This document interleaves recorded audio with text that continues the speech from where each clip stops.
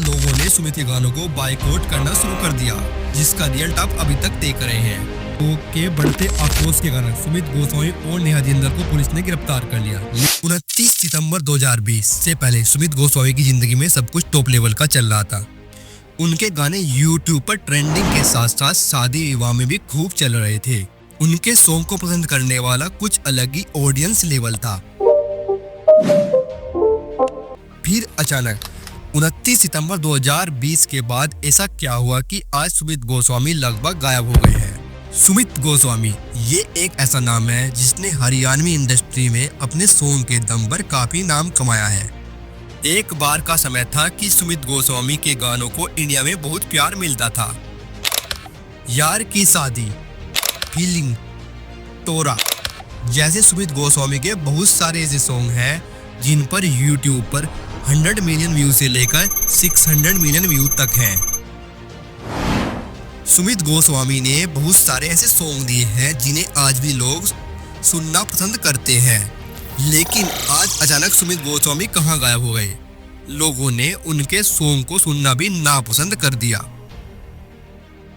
आज से 8 महीने पहले सुमित गोस्वामी का फीलिंग 2 सॉन्ग आया था और लगभग आज से 4 महीने पहले एक भोले सॉन्ग आया था। दोनों ही सॉन्ग पर केवल 2 मिलियन व्यू है, जो कि इतने बड़े सिंगर के लिए एक बहुत छोटा सा नंबर है। इन सॉन्ग के बाद अभी तक सुमित गोस्वामी का कोई भी सॉन्ग नहीं आया है। So let's break down the Sumit Goswami, यानी सुमित गोस्वामी के साथ ऐसा क्या हुआ कि जो उनके सॉन्ग आना बंद हो गए।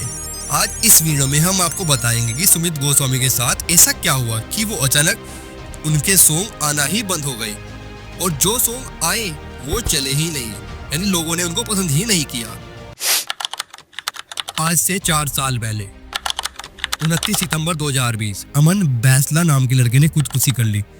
खुदकुशी करने से पहले अमन बैसला ने ट्विटर पर एक वीडियो पोस्ट की जिसमें उसने सुमित गोस्वामी और नेहा जिंदल पर उसे टॉर्चर करने का आरोप लगाया, जिससे परेशान होकर उसने खुदकुशी कर ली। इस वीडियो में हम 3 लोगों के बारे में बात करेंगे। पहला अमन बैसला, दूसरा सुमित गोस्वामी, तीसरा नेहा जिंदल। अमन बैसला जो कि एक बिजनेसमैन थे, उनके साथ नेहा जिंदल एक बिजनेस पार्टनर थी।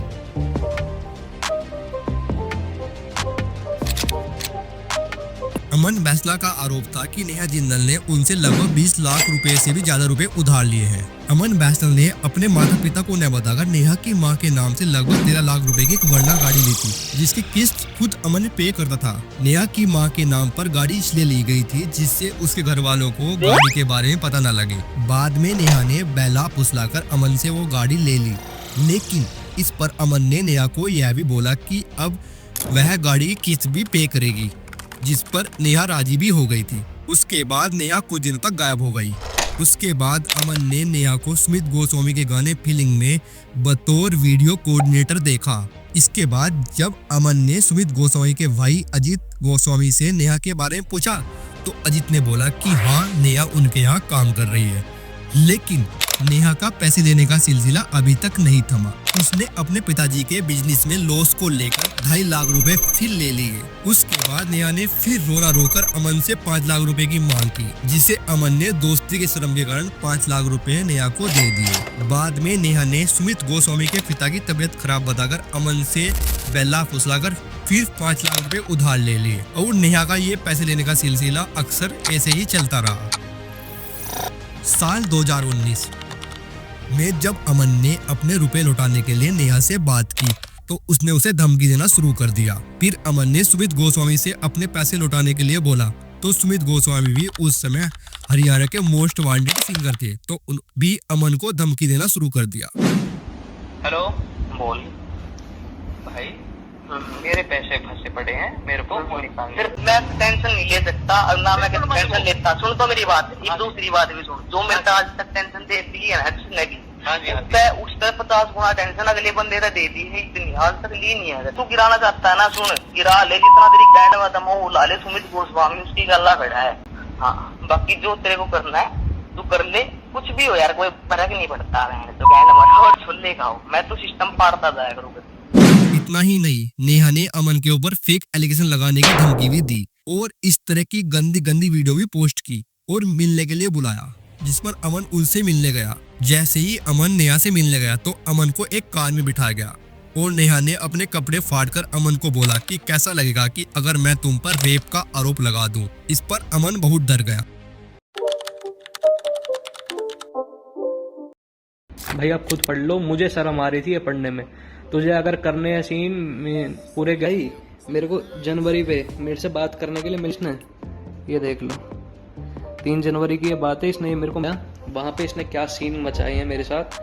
वहाँ पे इसने मेरे को मिलने के बहाने इसने मेरे से कहा कि मैं डाल दूँ तेरे पे केस, मोलेस्टेशन का, रेप का। मैं क्या अच्छा। अगली ने अपने बाजू फाड़ ली थी वहीं गाड़ी में बैठ के। बताओ मैं क्या कर लेता वहाँ। उसने मेरे से कही अभी चल मेरे साथ, जो मेरे पापा का चेक है, आधार कार्ड है, सारी चीज़ मेरे को वापसी दे। भाई जब कोई लड़की ना तुम्हारी गाड़ी में आके बैठ के अपने बाजू फाड़ ले और बोल दे कि भाई अब तू ये वाला काम कर, मैं तो पुलिस केस कर दूंगा, भाई तुम कुछ भी कर दोगे, क्योंकि पुलिस ना सुनेगी तुम्हारी ना। ये इस टाइम जो भी तुम वीडियो देख रहे हो तुम भी नहीं सुनते भाई। अगर तुम देख लेते ना ऐसी हालत में उसे, तो तुम भी मेरे को गलत बताते। उस टाइम पे इस लड़की ने भाई मेरे से, मैंने हाथ जोड़ लिए, मैं कि भैया मेरे को नहीं चाहिए अपना 10 लाख रुपया, कोई बात नहीं, तू ले अपनी सारी चीज और लिकड़ यहाँ से। उसने अपने रुपए न मांगने की कसम खाई। इस पर अमन को लगने लगा था कि अब उसके पैसे बुरी तरह से फंस चुके हैं, जिसे निकालना बिल्कुल भी आसान नहीं है। यानी कि उसके पैसों को निकालना मुश्किल ही नहीं, नामुमकिन हो गया था। इतना सब कुछ होने के बाद नेहा ने फिर अमन को फोन किया और फिर 10 लाख रुपए की मांग की और यह भी बोला कि अगर तुम ये रुपए नहीं दोगे तो तुम पर मैं रेप का आरोप लगा दूंगी और तुम अपने परिवार की नजरों में फिर गिर जाओगे। इतना होने के बाद अमन पूरी तरह से टूट चुका था और उसको कोई भी रास्ता नहीं दिख रहा था। मम्मी पापा जीना, देखो मेरे जाने के बाद मुझे पता है आप बहुत परेशान हो गए आप सब।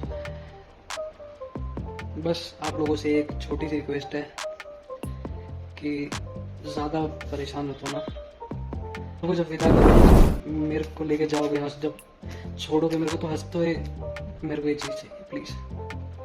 और माफ़ करना कि ये स्टेप मैंने उठाया, ये मेरी मजबूरी समझ लो। आप सोचो कि काश मैं शेयर कर देता या कुछ कर। इतना सब होने के बाद अगली शाम को अमन बैसला को उसी की ऑफिस में फांसी लगे हुए पाया गया। अमन ने फांसी लगाने से पहले जो वीडियो पोस्ट की थी वो वीडियो यूट्यूब पर लाखों लोगों ने देखी। अमन बैसला जो कि गुज्जर समुदाय से बिलोंग करता था, तो गुज्जर समुदाय के बहुत सारे लोगों ने उनको सपोर्ट किया। इतना ही नहीं, गुज्जर समुदाय के अलावा और ही लोगों ने उनको सपोर्ट करना शुरू किया।